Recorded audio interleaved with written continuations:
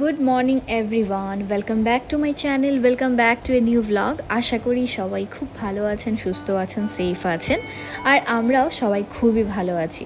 তো আজ এই ভ্লগটা আমি শিলচর আমার বাড়ির ছাদের যা যা ফুল ফুটে সেইগুলো থেকেই আজকের এই ভ্লগটা শুরু করছি। মা আমাকে একদিন ভিডিও করে পাঠিয়েছিল যে দেখ যে আমাদের বাড়িতে এবার কি সুন্দর সুন্দর ফুল ফুটেছে দাদামার বাগানের। তো তাই বলে মা আমাকে ভিডিওটা পাঠিয়েছিল আর আমি আপনাদের সাথেও শেয়ার করে নিচ্ছি। তো এখানে গন্ধরাজ ফুলের একটা গাছ, বেশ বড় দেখতে পাচ্ছি গাছটা, আর প্রচুর প্রচুর ফুল ধরে আছে গাছের মধ্যে। আর ঠাকুরকে যখন দেওয়া হয় ঠাকুর ঘরেও এত সুন্দর গন্ধ হয়। এই ভিডিওগুলো দেখে আমি এত মিস করছি আমার বাড়িকে, সবাইকে, যে কি বলবো, বলে বোঝাতে পারবো না। যে 1 বছর হয়ে গেছে আমি বাড়িতেও যাইনি, আর খুব বেশি মিস করছিলাম। তো মায়ের ভিডিওগুলো পাঠানো একটু ভালোই হয়েছে, আমিও দেখতে পারলাম। তো এবার এখানে আরেকটা গাছ তার পাশে, তো এখানে রয়েছে লাল জবা, আর সব কিছুই এগুলো মাছের যে বক্সগুলো থাকে সেই বক্সের মধ্যেই দাদামা গাছগুলো করেন। তো এখানে রয়েছে আরেকটা ফুল, তবে এই ফুলটার নাম কি আমি তো ঠিক বুঝতে পারছি না। তবে বেগুনি রঙের ফুলটা, রঙটা এতটাই সুন্দর, ভীষণ সুন্দর, কিন্তু কাছের থেকে দেখে মনে হচ্ছে এটা যেন কোনো ঘন্টা ফুল। আমি জানি না আমি ঠিক বলছি নাকি ভুল বলছি, আপনারা যদি জানেন প্লিজ একটু কমেন্ট করে জানাবেন। আর হ্যাঁ, আমিও মাকে জিজ্ঞেস করবো যে ফুলটার নাম কি। বাবা ওখানটার মধ্যে সকাল সকাল ঠাকুরের জন্য ফুল তুলে নিচ্ছে। এখানে রয়েছে আরও কিছু গাঁদা ফুল। তো এই সময় গাঁদা ফুল কিন্তু খুব একটা দেখা যায় না, শীতের সময়টাই গাঁদা ফুল বেশি হয়। তবে দেখতে পাচ্ছি গাছে বেশ 2-4টে গাঁদা ফুলও আছে। আর এই সুন্দর সুন্দর ফুল ফোটার কারণটা হলো দাদামা, উনি এত যত্ন করেন গাছের, মানে ভীষণ ভালোবাসেন উনি গার্ডেনিং করতে। সবজি ফুল আমাদের বাড়িতে সবসময় ছোটবেলা থেকেই দেখে এসছি, আমাদের বাড়িতে অনেক রকমের সবজিও হয়, তাছাড়া ফুল তো সবসময়ই থাকে। তো আপাতত এখন যা কটা ফুল গাছ আছে সেগুলো সব ছাদে রাখা, আর সেগুলোই আমি আপনাদের সাথে এখন শেয়ার করছি। আর এখানে রয়েছে হলুদ রঙের জবা। এই জবা ফুলের কালারটা আমার ভীষণ ভালো লাগে। তো এখানে দেখতে পাচ্ছি বেশ বড় বড় জবা ফুল ফুটেছে, তো বেশ ভালো লাগছে কিন্তু দেখতে। আর আমার ভালো লাগলো, ভাবলাম আপনাদের সাথেও শেয়ার করি। আশা করি আপনাদেরও ভালো লাগবে। যদি ভালো লাগে তবে লাইক, শেয়ার, সাবস্ক্রাইব করে দেবেন।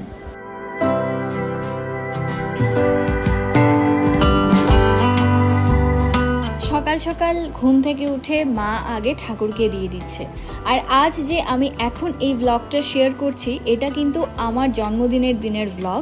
আমার বাড়িতে জন্মদিনের দিন কি কি হলো কি না আমি আপনাদের সাথে একটু শেয়ার করছি। তো সকালে ঘুম থেকে উঠে মা আগে ঠাকুর দিয়ে দিচ্ছে স্নান টান করে। তো ঠাকুরকে আজকে একটু পায়েস বানিয়েও দেওয়া হয়েছে, যেহেতু আমাদের বাড়িতে আমি আগেও ব্লগে শেয়ার করেছি বাড়িতে জন্মদিন থাকলে একটু ঠাকুরকে পায়েস বানিয়ে দেওয়া হয়। আর বাকিদের জন্য সকালের আজকে ব্রেকফাস্টে ছিল পায়েস, আর সাথে হয় পুরি। তো ব্রেকফাস্টেও ভালো খাওয়া দাওয়া হয়েছে। আর দুপুরবেলা দাদামা কি রান্না করেছেন ওটাও একবার দেখিয়ে দিচ্ছি। এখানে রয়েছে পোলাও, দাদামা খুব ভালো বাসন্তী পোলাও রান্না করেন, আর যেহেতু এটা আমার খুব পছন্দের তার জন্য দাদামা স্পেশালি আজকে আমার জন্মদিন বলেই আরও বানিয়েছেন। এখানে মা বানিয়েছে একটু আলুর দম। তো এখানে রয়েছে আলুর দম, আর কি কি রয়েছে সেটাও দেখাচ্ছি। এখানে রয়েছে পনির বাটার মশলা, এটা দোয়েল বানিয়েছে, দোয়েলও খুব ভালো রান্না করে। তো দোয়েল এখানে পনির বাটার মশলা বানিয়েছে, আর ছোটো মা বানিয়েছে ডিম। এক একজন এক এক রকম তরকারি রান্না করেছে, তো বেশ অনেকটাই আছে আজকে, বুঝতে পারছি বেশ ভালো খাওয়া দাওয়ার প্রিপারেশন চলছে বাড়িতে। তো রান্না মোটামুটি এখন হয়ে গেছে, সবাই খেতেও বসে পড়েছে। আর তো জুই আর রাই এসেছিলো আমাদের বাড়িতে দুপুরবেলা, ও বলা হয়েছিল ওদেরকেও আসতে। তো এখন সবাই খাওয়ায় ব্যস্ত।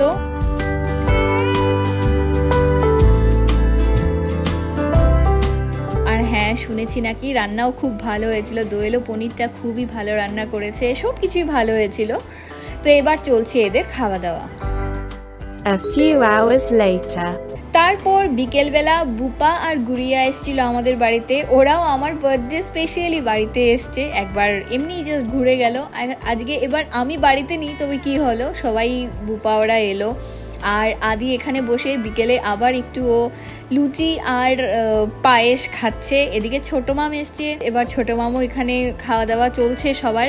তো বুঝতে পারছি সবাই বেশ আনন্দ করলো একটু, আমার জন্মদিন স্পেশাল, আজকে বেশ একটু ভালো খাওয়া দাওয়া হয়েছে। তো ব্যাস এইভাবেই ওরা আমার জন্মদিনের দিনটা কাটালো। আর এবার এখন এটাও দেখে নিই দেরাদুনে দুজনে মিলে কি করছি। তো আমাদের এখানে কপিল একটু আগে গিয়ে এতটা আম পেড়ে নিয়ে এসছে, সেই আমাদের পেছনে যে গাছটা আছে ছাদে থেকে পাড়তে খুবই সুবিধে। আমি আরেকদিন আরেকটা ভ্লগে শেয়ার করেছিলাম। তো এখন আমগুলো অনেকটা বড় হয়ে এসছে আর এবার পেড়ে নেওয়া হয়েছে, কারণ বানর যে কটা আছে সব নষ্ট করে দিচ্ছে, খেয়ে চলে যাচ্ছে। তাই বলে আমের আচার বানানো হবে, সেই বলে কপিল আজকে প্রায় 5 কেজি আম এখানে পেড়ে নিয়ে এসছে। আর এত সুন্দর আমের গন্ধগুলো, মানে ইচ্ছে হচ্ছে কাঁচা খাবো না, আরো কিছুদিন থাক, একটু পেকে যাক, তারপরই খাবো, কিন্তু আর এটাও আমরা পাবো না। তাই বলে কপিল আজকে নিয়ে আসলো আর ও আজকে বলছে আচার বানাবে। তো আচারের প্রিপারেশন স্টার্ট হয়ে গেছে। তো আমগুলোকে এখানে জলেও ধুয়ে নিচ্ছে।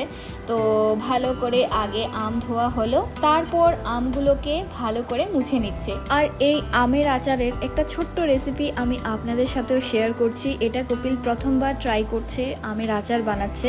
তো ভাবলাম কেন না একটু আপনাদের সাথেও শেয়ার করি। তো সবচেয়ে প্রথম এখানে আগে আমগুলোকে জলে ধুয়ে তারপর ভালো করে জলটা মুছে নেওয়া হচ্ছে। জল নাকি একদমই থাকতে পারবে না, তো জল থাকলে নষ্ট হয়ে যাবে। আর আমি কোনোদিনও আমের আচার বানাইনি আর কাউকে বানাতেও দেখিনি, আর যদি ছোটবেলা দেখেও থাকি তা এখন একদমই মনে নেই কেমন কি করতে হয় কি না। তো আমিও নিজে এবার শিখছি কপিলের কাছ থেকে কেমন করে আমের আচার বানাতে হয়। এবার আমগুলোকে কপিল এইভাবে টুকরো করে কেটে নিচ্ছে। তো ও কিছু হাফ করে দিল, এবার বলছে যে বাকি হাফটা আমি করব। তো এবারে এখন আমি হাতে ক্যামেরা নিয়ে তো করতে পারবো না, তাই আগে আমি একটু কপিলকে হেল্প করে নিই। বেশ মজাই লাগছে, একটা অন্যরকম এক্সপিরিয়েন্স আমের আচার বানানো। তো এবার আমগুলোকে দুজন মিলে কেটে নিয়েছি আর এইভাবে টুকরো করেছি।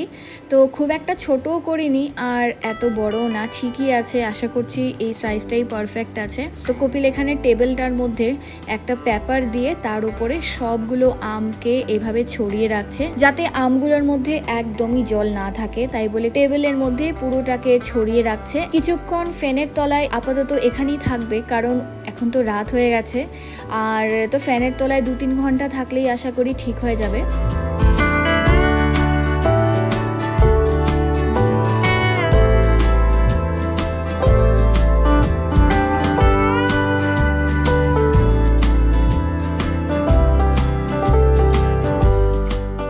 এবার হলুদ আর নুন মিশিয়ে ভালো করে আমের মধ্যে মেখে রাখা হয়েছে। এবার আম থেকে আবার জল বেরোবে, যেহেতু নুন মাখানো আছে। সেটা আমি তখন কাছে সামনে ছিলাম না, তাই বলে আমি ভিডিও শ্যুট করতে পারিনি।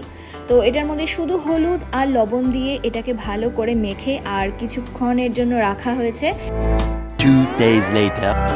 এবার ভালো করে রোদে 2 দিন শুকানো হয়েছে। এবার অনেকটা শুকিয়ে এসছে, একটু শক্ত হয়ে গেছে আর দেখতে কালারটাও অনেকটা চেঞ্জ হয়ে এসছে। তো এখন আমরা ঘরে এইভাবে একটা সুতির কাপড়ের মধ্যে তার উপরে সব আমগুলোকে এইভাবে রেখেছি। এখন মেইন হলো মশলা, যেটা আমের আচারের মশলা, সেই মশলার প্রিপারেশনটা স্টার্ট হচ্ছে। প্রথমে এখানে রয়েছে ধনিয়া, গোটা ধনিয়া।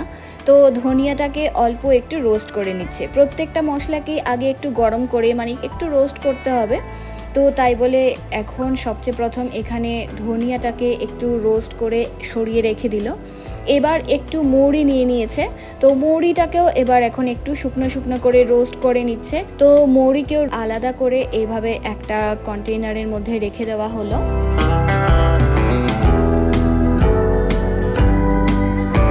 এবার লাগবে সর্ষে। তো হলুদ সর্ষে আর কালো সর্ষে দুটোই লাগবে। তো সবচেয়ে প্রথমে এখানে হলুদ সর্ষেটা আলাদা করে একটু গরম করে নিচ্ছে, আর এখন হচ্ছে কালো সর্ষে।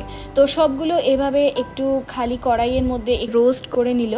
তো কালো সর্ষেও হয়ে গেছে। এবার নিয়ে নেওয়া হয়েছে শুকনো মরিচ। তো এভাবে শুকনো মরিচটাকেও খালি কড়াইয়ের মধ্যে একটু ভেজে নেওয়া হয়েছে। তো গরম হয়ে গেছে শুকনো মরিচটা, কালারটা অনেকটা চেঞ্জ হয়ে এসছে। এখন এটাকেও গ্রাইন্ড করতে হবে। আগে সবগুলোকে একটু রোস্ট করে নিচ্ছি, তারপর একসাথে গ্রাইন্ড করব। তো এখানে যা যা আছে সবকিছু এখন রোস্ট করা চলছে। তো এবার দিয়ে দিল গোটা জিরে। তো তো এবার সব কিছুকে ভালো করে গ্রাইন্ড করে নিতে হবে। সবচেয়ে প্রথম এখানে ও ধনিয়াটাকেই গ্রাইন্ড করে নিল। তো ধনিয়াটা গ্রাইন্ড হয়ে যাচ্ছে এখানে।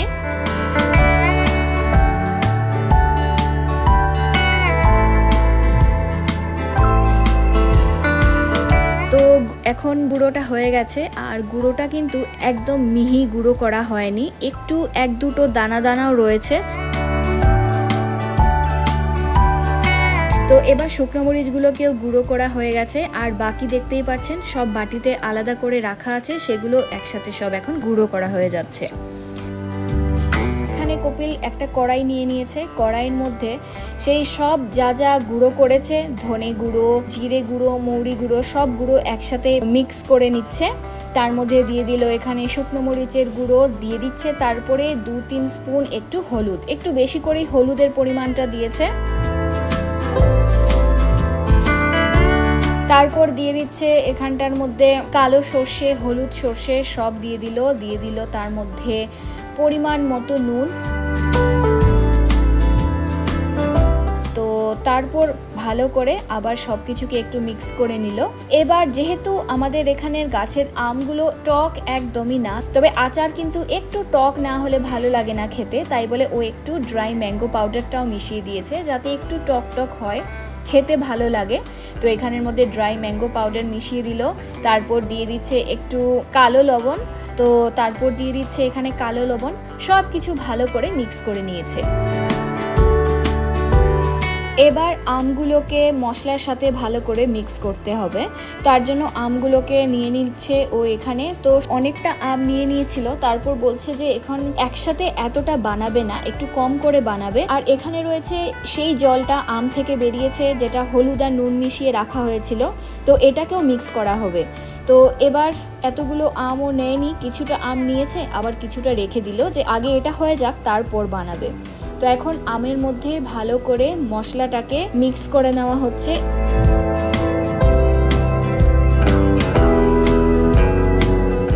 যা যা মশলা গুঁড়ো করা হয়েছিল সেটা তো দেওয়া হয়েছেই। এবার দিয়ে দিচ্ছে একটু মেথি গুঁড়ো। মেথিটা যখন রোস্ট করে গুঁড়ো করা হয়েছে সেই ভিডিওটা আমার কাছে নেই, আমি দেখাতে পারলাম না, তখন ভিডিও করতে ভুলে গেছিলাম।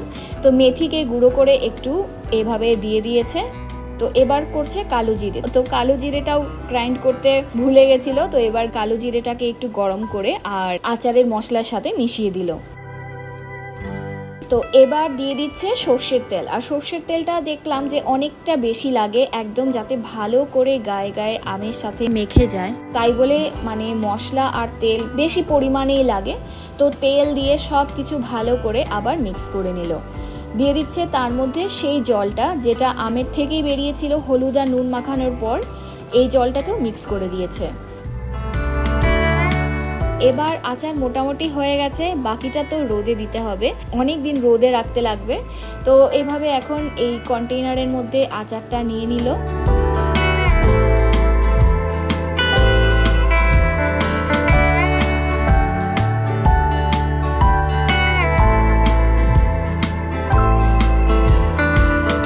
আর একবার দেখিয়ে দিলাম দেখতে কেমন হয়েছে, দেখতে কিন্তু ভালোই লাগছে, জানি না এবার খেতে কেমন হবে। তো যাই হোক, এই ছিল একটা ছোট্ট আমের আচারের ভিডিও। যদি ভালো লাগে লাইক শেয়ার সাবস্ক্রাইব করে দেবেন। দেখা হবে নেক্সট ভিডিওতে। Till then take care, bye by.